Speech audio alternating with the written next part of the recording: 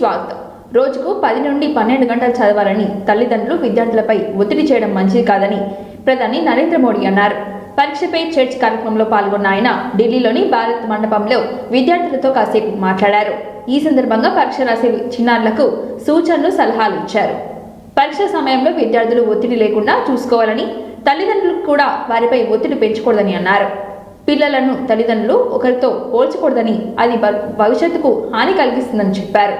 విద్యార్థులు తమతో తాము పోటీ పడాలని చెప్పారు. కొంతమంది తల్లిదండ్రులు తమ పిల్లల రిపోర్ట్ కార్డును విజిటింగ్ కార్డుగా భావిస్తున్నారని, అది మంచిది కాదని అన్నారు మోడీ.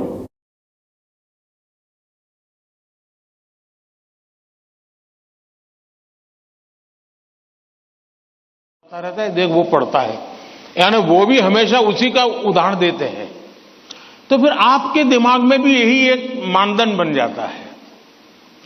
कृपा करके माँ बाप इन चीजों से बचे. कभी कभी तो मैंने देखा है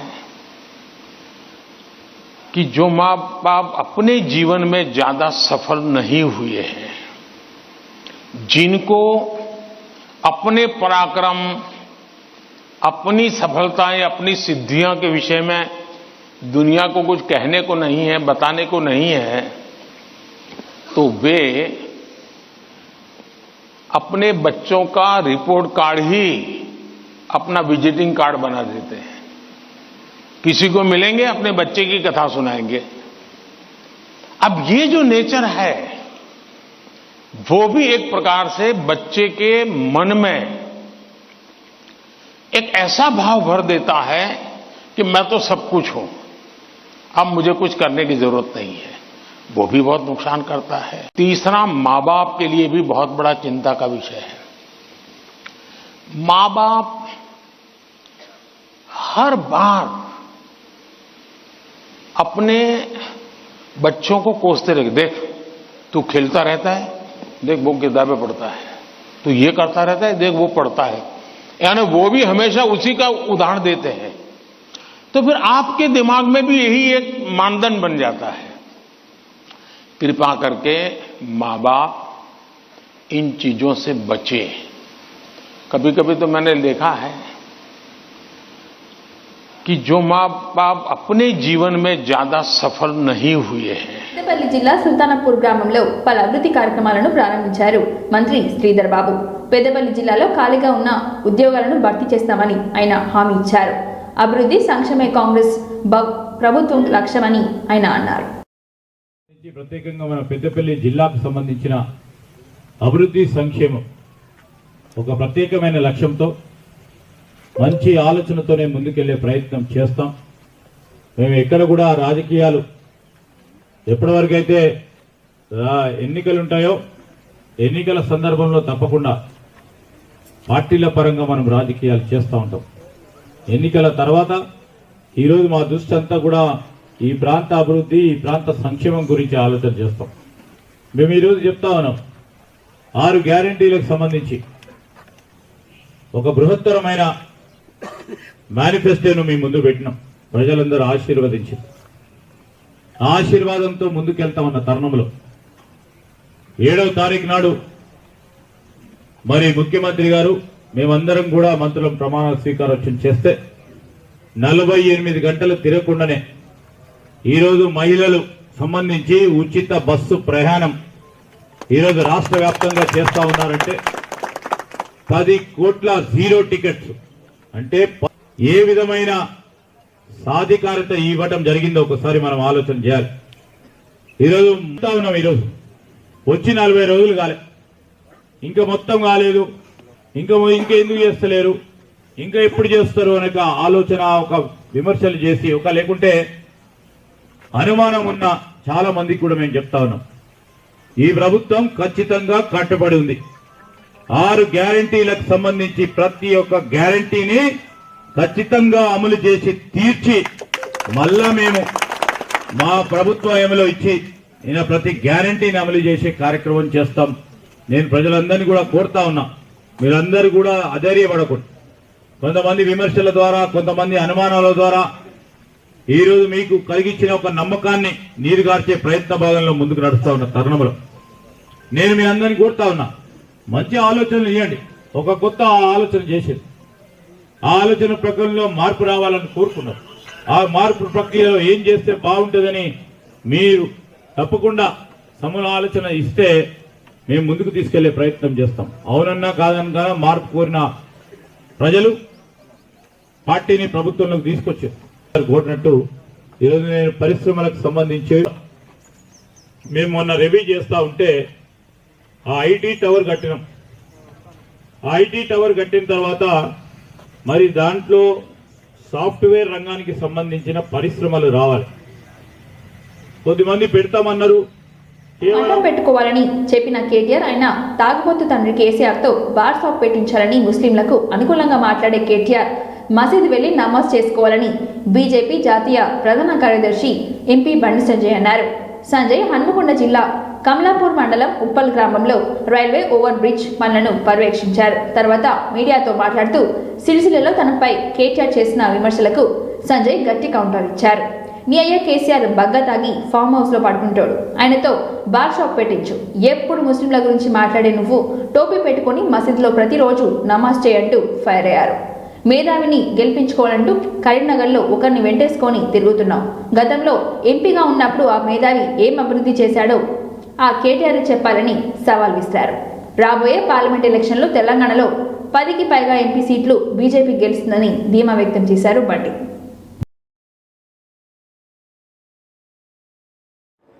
ఆగస్టు లోపలనే జూలై వరకే ఈ పనులను వెంటనే పూర్తి చేయాల్సినటువంటి బాధ్యత తీసుకోని చెప్పి అధికారులు బండి సంజయ్ నిర్లక్ష్యం వల్లనే ఉప్పల్ ఆర్ఓబి అసలు పనులు అసంపూర్తిగా జరుగుతుంది. పూర్తిగా దీన్ని పట్టించుకో మొన్న మాట్లాడుతుంది, ట్వీట్ చేస్తుంది. నేను వస్తున్నా అని చెప్పి నువ్వు ట్వీట్ చేస్తుంది. నువ్వు ఎన్నిసార్లు వచ్చినావు, ఏడికి వచ్చినావు, ఏడు తిరిగినావు, నువ్వు ఎంపినప్పుడు ఎక్కడికైనా తిరిగినా ఇప్పుడు మీకు ఉన్నాడు ఎప్పుడైనా ఎంపీ ఉన్నప్పుడు ఎక్కడైనా వాళ్ళ కార్యకర్తలైనా కూడా గుర్తుపట్టారు. ఆయన వాళ్ళ కార్యకర్తలైనా గుర్తుపట్టాడు. ఇలా కేసీఆర్ కొడుకు మురిగినాడు సిరిసిల్ల. ఆయనకు బల్బు బాగా ఎక్కింది, కన్నకవరం తలకాయ ఎక్కింది బాగా. నోరు హద్దులో పెట్టుకోవాలి.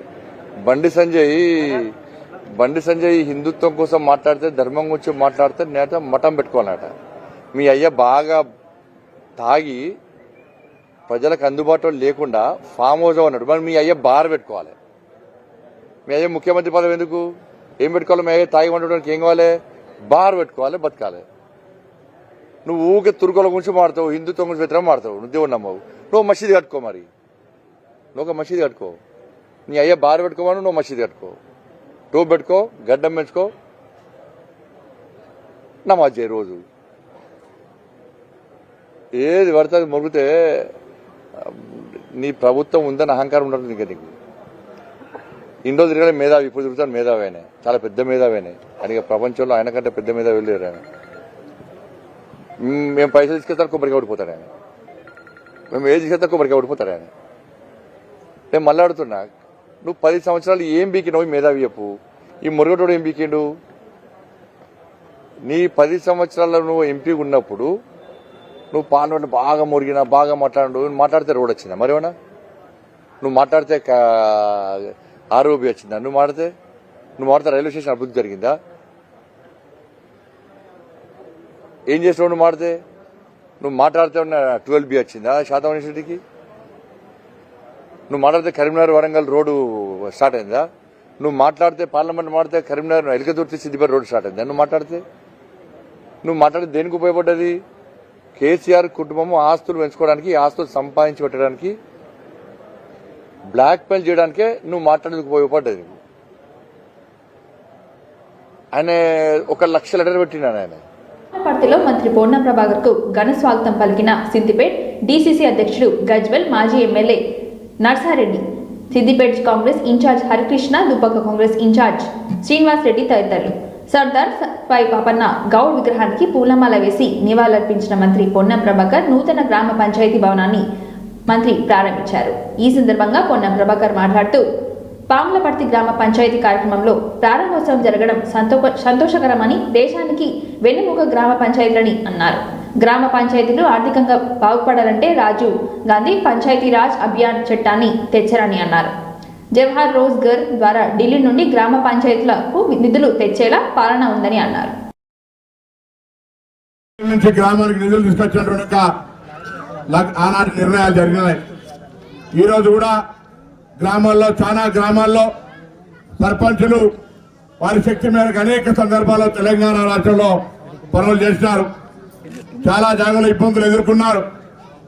కానీ ఇప్పుడు ఇలా 27వ తారీఖు ఇంకొక 4 రోజుల్లో సర్పంచుల పదవి కాలం ముగిపోతా ఉన్నది. గత 5 సంవత్సరాలుగా ఈ తెలంగాణ రాష్ట్రంలో ఉన్నటువంటి 12,000 గ్రామ పంచాయతీల్లో వివిధ స్థాయిల్లో వారి శక్తి మేరకు పనిచేసినటువంటి సర్పంచులందరూ కూడా తెలంగాణ రాష్ట్ర ప్రభుత్వం పక్షాన అభినందనలు, ధన్యవాదాలు కూడా. ఎందుకంటే గ్రామాల్లో మీరు కష్టపడ్డారు. సహకారం ఉన్నా లేకున్నా, కేంద్ర ప్రభుత్వ సహకారం ఉన్నా లేకున్నా, రాష్ట్ర ప్రభుత్వ సహకారం ఉన్నా లేకున్నా అనేక ఆర్థిక ఇబ్బందుల్లో ఉండి చాలా ఇబ్బందులు ఎదుర్కొన్నప్పటికీ కూడా మేమంత కష్టపడ్డారు. ఇలా మీ పదవి కాలం ముగుస్తా ఉన్నది. పంచాయతీరాజ్ యాక్టులో సర్పంచుల్ని మళ్ళీ కొనసాగించేటువంటి పరిస్థితి లేదు కాబట్టి పదవి కాలం ముగిసిన తర్వాత ప్రత్యేక అధికారులు, ఎందుకంటే ఈ ఎన్నికలకు సంబంధించిన నిర్ణయాల్లో అనేకమైనటువంటి రిజర్వేషన్ల ప్రక్రియ కావచ్చు, ఇతరత్ర అంశాలు ఉన్నాయి కాబట్టి వాటిని మళ్ళీ ఆ కార్యక్రమాన్ని, ఆ అంశాలను, ఆ సమస్యలు అధిగమించిన తర్వాత ఎన్నికలు జరుగుతాయి. అప్పటిదాకా ప్రత్యేక అధికారులు వస్తారు. ఇక్కడ పడేటువంటి ఒక కార్యక్రమాలన్నింటినీ కూడా ప్రజా సమస్యలు ఇబ్బంది లేకుండా తీసుకుపోయే కార్యక్రమం జరుగుతుంది. పాములపర్తి గ్రామానికి వచ్చే సందర్భంగా వస్తూ సర్వాయి పాపనారు విగ్రహాన్ని ఆవిష్కరించుకున్నాం. అక్కడ ఉండబడేటువంటి గీతా కార్మికులు గౌరవ శాసనసభ్యులు మాజీ నరసారెడ్డి గారికి చెప్పినారు, మా సంఘ భవన నిర్మాణం కావాలంటే అక్కడ వారికి కూడా సహకారం చేస్తా అని చెప్పడానికి కూడా జరిగింది. 10 లక్షల రూపాయలతో పాటుగా అక్కడ సర్దార్ పాపన్న భవనం కొరకు ఒక 10 లక్షల రూపాయలని, అదేవిధంగా ఇళ్లకు సంబంధించి కూడా 10 లక్షలు, ఈ గ్రామానికి 30 లక్షల రూపాయలని ముఖ్యమంత్రి ప్రత్యేక నుంచి విడుదల చేసే కార్యక్రమాన్ని ఈరోజు ప్రభుత్వం నిర్ణయం తీసుకుందనే మాట కూడా మరి పెద్ద నరసారెడ్డి గారు ఇక్కడ స్థానిక సంస్థల యొక్క ప్రతినిధుల ఆకాంక్షల మేరకు కోరగానే కేటాయించారనే మాట సందర్భంగా మనం చేస్తా ఉన్నా. పెద్దశంకరంపేట మండలం కేంద్రంలోని ఉమ్మడి ఆంధ్రప్రదేశ్ రాష్ట్ర గీత పారిశ్రామిక సంస్థ మాజీ చైర్మన్ దివంగత విగ్రహం రామగౌడ్ 2వ వర్ధంతి సందర్భంగా పెద్దశంకరంపేటలోని ఆయన విగ్రహానికి పూలమాల వేసి ఘనంగా నివాళులర్పించారు. ఈ సందర్భంగా ఎంపీపీ శ్రీనివాస్, సర్పంచ్ సత్యనారాయణ, మండలి బీఆర్ఎస్ పార్టీ సీనియర్ నాయకులు వేణుగోపాల్ గౌడ్ మాట్లాడుతూ దాదాపు 30 సంవత్సరాల రాజకీయ జీవితంలో ఆయన చేసిన సేవలు చిన్నస్మరణీయమని పేర్కొన్నారు. ఆయన ఏ పదవి చేపట్టినా ఆ పదవికి ఎంతో వెన్ను తెచ్చారని గుర్తు చేసుకున్నారు. వారు వార్డు స్థాయి నుంచి రాష్ట్ర స్థాయి వరకు ఎదిగిన నేత అని ఆయన సేవలను కొనియాడారు. ఈ కార్యక్రమంలో ఎంపీపీ లక్ష్మీ రమేష్, ఎంపీటీసీ వీణ సుభాష్ గౌడ్ తదితరులు పాల్గొన్నారు.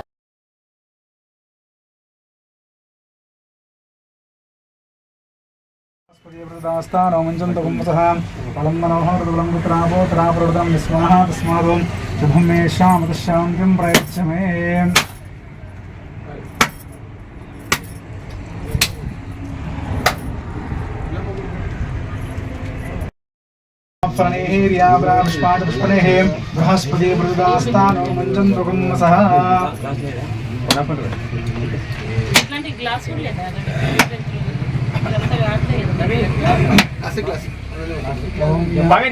కార్యక్రమంలో ప్రజల నుండి వచ్చిన ఫిర్యాదులను పరిష్కరించే విధంగా ఆయా శాఖల అధికారులను చర్యలు చేపట్టాలని హన్మకొండ జిల్లా కలెక్టర్ సిక్తా పట్నాయక్ అన్నారు.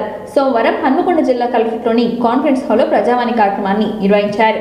ఈ సందర్భంగా జిల్లాలోని వివిధ ప్రాంతాల నుంచి వచ్చిన ప్రజల నుంచి కలెక్టర్ సిక్తా పట్నాయక్, అదనపు కలెక్టర్ మహేందర్జీ ఫిర్యాదులను స్వీకరించారు. ప్రజల నుంచి వచ్చిన ఫిర్యాదులను ఆయా శాఖల అధికారులకు పరిష్కరించేందుకే వెంటనే చర్యలు చేపట్టాలని కలెక్టర్ ఆదేశించారు. వివిధ సమస్యలపై ప్రజల నుండి 102 వినతులు అందాయని ఈ కార్యక్రమంలో జిల్లాలోని వివిధ శాఖల అధికారులు పాల్గొన్నారు.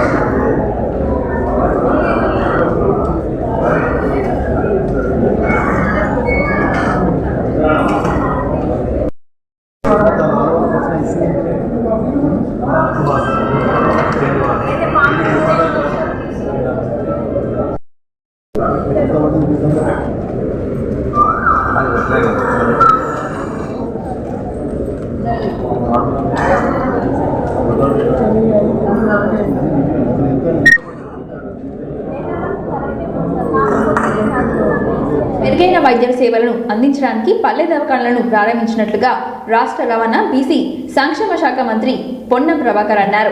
హన్మకొండ జిల్లా భీమదేవరపల్లి మండలం ముల్కనూరులో నూతనంగా 20 లక్షల రూపాయలతో నిర్మించిన పల్లె దవాఖానలో మంత్రి ముఖ్య అతిథిగా హాజరై ప్రారంభించారు. పల్లె దవాఖానలో వైద్యులు, ల్యాబ్లు, ఫార్మసీ, ఓపీ గదులు మంత్రి రిబ్బన్ కట్ చేసి ప్రారంభోత్సవం చేశారు. అనంతరం మంత్రి మీడియాతో మాట్లాడుతూ ముల్కనూరుతో పాటు చుట్టుపక్కల గ్రామాల ప్రజలకు ఉపయోగపడే విధంగా ముల్కనూరులో ప్రాథమిక ఆరోగ్య కేంద్రాన్ని అప్గ్రేడ్ చేయాలని, అప్గ్రేడ్ చేసిన విషయంపై ముఖ్యమంత్రి రేవంత్ రెడ్డి వైద్య ఆరోగ్య శాఖ దామోదర్ రాజనతో మాట్లాడతానని చెప్పారు. రాబోయే ఎండాకాలంలో తాగునీటి సమస్యలు తలెత్తకుండా చర్యలు చేపడతామని తెలిపారు. వివిధ అభివృద్ధి పనులు వేగవంతంగా పూర్తి చేసేందుకే చర్యలు చేపడతామని పేర్కొన్నారు. అదేవిధంగా మండలంలో గ్రామంలో 170 లక్షలతో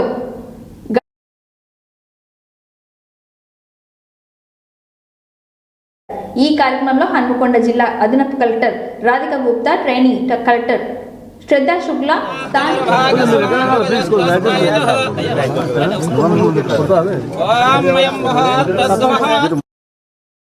ప్రవీణ్ తదితరులు పాల్గొన్నారు.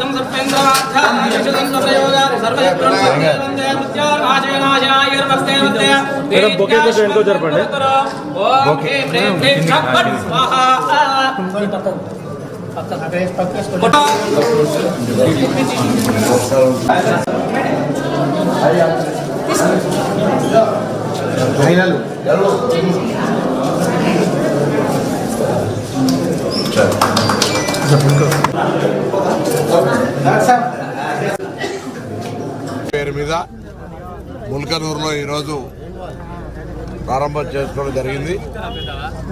ప్రభుత్వానికి ఇప్పటికే ముల్కనూరులో ఉన్నటువంటి ప్రైమరీ హెల్త్ సెంటర్ అప్గ్రేడ్ చేయాలని కోరుతా ఉన్నా. ఇది పెద్ద గ్రామము, ఇక్కడ ఉండేటువంటి ఫ్లోటింగ్ పబ్లిక్ కూడా ఇక్కడికి వస్తారు కాబట్టి వివిధ గ్రామాల వాళ్ళు ఇక్కడ ఒకటి ఆ హాస్పిటల్ కొంచెం పెద్ద స్థాయిలో జరిగితే బాగుంటుందని స్థానిక ప్రజల ఆకాంక్ష. దానికి అనుగుణంగా నా దృష్టికి తీసుకొచ్చి దాన్ని రిప్రజెంట్ చేస్తాను. నేను వైద్య శాఖ మంత్రి పెద్దలు అన్న దామోదర్ రాజనరసింహ గారిని, ముఖ్యమంత్రి గారిని కోరి ఆ అప్గ్రేడేషన్తో పాటుగా మిగతా గ్రామాల్లో ఎక్కడెక్కడైతే ఆరోగ్యానికి సంబంధించిన అంశాలున్నాయో ప్రైమరీ హెల్త్ సెంటర్లు కావచ్చు, పల్లె దవాఖానలు కావచ్చు, అవసరమైతే మొబైల్ సంబంధించిన విషయాల లోపల కూడా మరి అటువంటి కార్యాచరణ తీసుకొని ముందుకు పోతాం. ఇప్పటికే డ్రింకింగ్ వాటర్ ఇష్యూ కానీ రాబోయే ఎండాకాలంలో ఎక్కడ ఇబ్బంది ఉండొద్దనే విధంగా అన్ని రకాల చర్యలు తీసుకోవడం జరిగింది. నిధుల కేటాయింపు కూడా జరుగుతుంది. చిన్న చిన్న అంశాలు దృష్టికి వచ్చినాయి, వాటిని అన్నింటినీ పరిష్కారం చేసేది కొనసాగుతాను. అదేవిధంగా పంచాయతీరాజ్ సంబంధించిన రోడ్లకు కూడా గతంలో ప్రతిపాదించబడ్డ రోడ్లు కావచ్చు, పనులు ప్రారంభించకుండా నిలిచిన రోడ్లు కావచ్చు, అన్నీ కూడా వేగవంతంగా ఆ పనులన్నీ ప్రారంభం చేసే దిశలో కూడా కార్యాచరణ తీసుకోబోతారు. ఒకటి ఇక్కడ ఉన్న మోడల్ స్కూల్లో మొత్తం గ్రౌండ్ మొత్తం అంతా కుంటలో ఉన్నది. పిల్లలకు చాలా ఇబ్బంది పడుతుంది. దాని మీద ఏ విధంగా చర్యలు తీసుకోవాలి? మోడల్ స్కూల్కి సంబంధించి నేను ఒకసారి సందర్శించి అక్కడ ఈ విద్యార్థులకు అవసరమైనటువంటి సమస్యలు ఏ విధంగా దాన్ని పరిష్కారం చేయగలుగుతారో చేస్తాను. నేను మొన్న వస్తూ ఉంటే నేను తృప్తి దగ్గర ఉండేటువంటి ఒక మోడల్ స్కూల్లో పిల్లలకు బస్ సౌకర్యానికి ఇబ్బంది అయింది.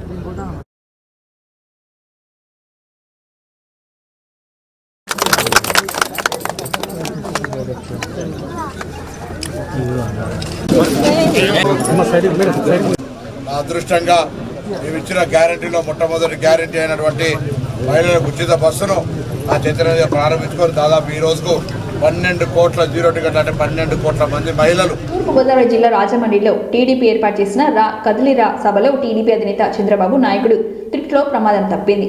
బాబుకు శుభాకాంక్షలు చెప్పేందుకే బోకెలతో ఒకసారిగా స్టేజ్ మీదకి వచ్చేసిన టీడీపీ నేతలు దీంతో అక్కడ కొద్దిగా తోపులాట చోటు చేసుకుంది. ఈ క్రమంలో చంద్రబాబు నాయుడిని టీడీపీ నేతలు తోసేశారు. దీంతో చంద్రబాబు నాయుడు తుల్లి పడిపోయారు. వెంటనే అలర్ట్ అయిన సిబ్బంది ఆయనను పట్టుకొని నిలబెట్టేశారు. దీంతో సెక్యూరిటీ సిబ్బంది టీడీపీ నేతలందరికీ కిందిని దింపేశారు.